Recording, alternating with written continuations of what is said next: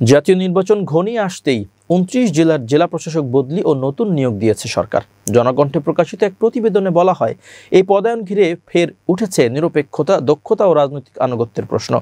অভিযোগ উঠেছে, অধিকাংশ পদায়নই হয়েছে আওয়ামী ঘনিষ্ঠ ও বিতর্কিত কর্মকর্তাদের মধ্যে সীমাবদ্ধ রেখে। এতে প্রশাসনের ভেতরে ক্ষোভের পাশাপাশি নিরপেক্ষতা ও নির্বাচনী পরিবেশ নিয়ে শঙ্কা বাড়ছে। মাঠ প্রশাসনের ঝুঁকি ও আস্থাহীনতার আশঙ্কাও করছেন বিশেষজ্ঞরা।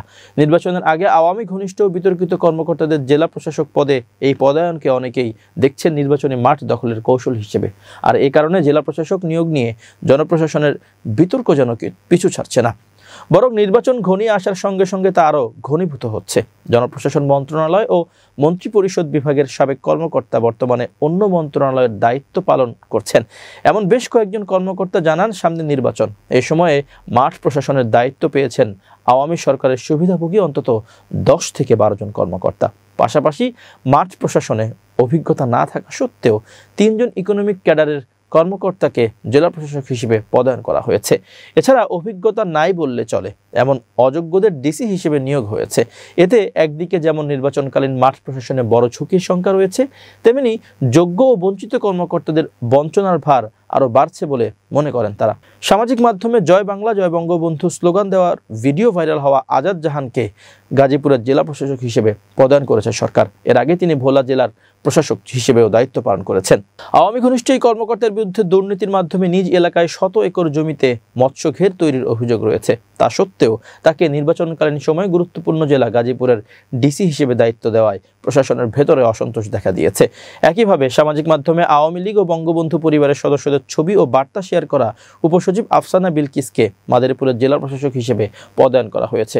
বিভিন্ন সময় তিনি শেখ হাসিনা, শেখ রেহানা এমনকি টিউলিপ রেজওয়ানার ছবিও নিজের ফেসবুকে শেয়ার করেছেন।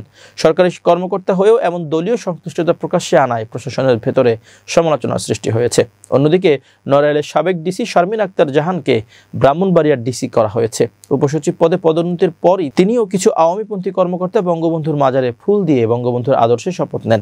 তার বিরুদ্ধে নড়াইলের ডিসি থাকাকালীন আর্থিক অনিয়ম ও ভুয়া মুক্তিযোদ্ধা সনদ ইস্যুর অভিযোগও রয়েছে। চট্টগ্রামের জেলা প্রশাসক হিসেবে পদায়ন করা হয়েছে ফেনীর জেলা প্রশাসক সাইফুল ইসলামকে।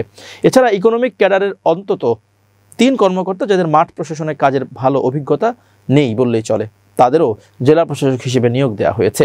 তাদের মধ্যে রয়েছেন ময়মনসিংহের নতুন ডিসি সাইফুর রহমান ও মানিকগঞ্জের ডিসি নাজমুন আরা সুলতানা। প্রশাসনিক অভিজ্ঞতার ঘাটতি থাকা সত্ত্বেও তাদের পদায়ন প্রশ্ন তুলছে দক্ষ ও বঞ্চিত কর্মকর্তাদের মধ্যে।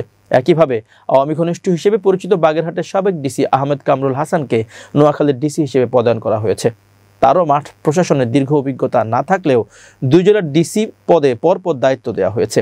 অন্যদিকে বিতর্কিত ২০১৪ সালের নির্বাচনে সহকারী রিটার্নিং অফিসার ARO হিসেবে দায়িত্ব পালন করা সন্দীপ কুমার সিংহ ও লুৎফুন নাহারকেও যথাক্রমে বরগুনা ও মেহেরপুরের ডিসি করা হয়েছে। তাদের বিরুদ্ধে দুর্নীতি দমন কমিশন দুদকে মামলা ও নির্বাচনী অনিয়মের অভিযোগ রয়েছে। জনপ্রশাসন মন্ত্রণালয়ের সাবেক সিনিয়র সচিব মোখলেসুর রহমানের সময় থেকেই ডিসি নিয়োগ নিয়ে আর্থিক কেলেঙ্কারি ও প্রভাব খাটানোর অভিযোগ চলে আসছে। সাবেক সচিব ও জনপ্রশাসন বিশেষজ্ঞ আব্দুল আওয়াল মজুমদার গণমাধ্যমকে বলেন, জেলা প্রশাসক পদে নিয়োগের ক্ষেত্রে রাজনৈতিক আনুগত্যকে প্রাধান্য দিলে প্রশাসনের নিরপেক্ষতা নষ্ট হয়, এটাই সবচেয়ে বড় বিপদ।